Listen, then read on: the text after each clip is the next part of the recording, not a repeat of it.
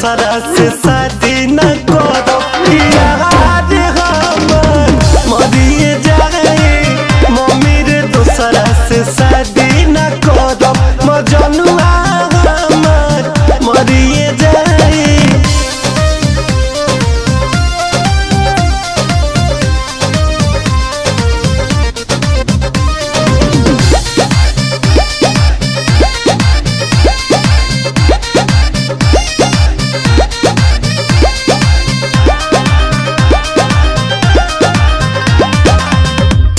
दहेज भले कुछ जानी दे है कदी है छूछे विदाई रे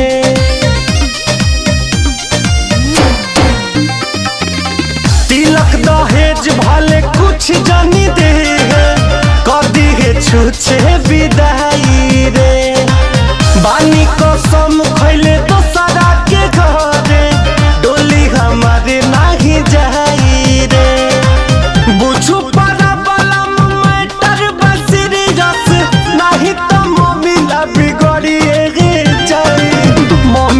दूसरा से शादी न करो न भाटे हमर मरिए जाए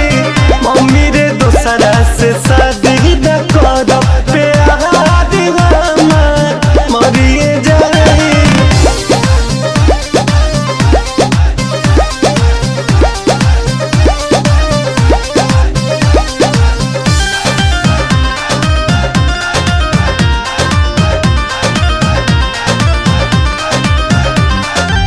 प्यार खातिर अपन जियब भमरब कौनो मुसीबत से लहरब रे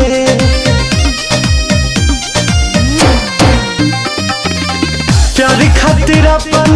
जियब भमरब कौनो मुसीबत से लहरब रे पंकज के हम नहीं बनब दुल्हनिया धोखा रितेश से न करब रे तोरा के खुश करे खातिर मम्मी दुनिया मोर उजरिए जाए मम if I marry another then my boyfriend will be dying mom if I marry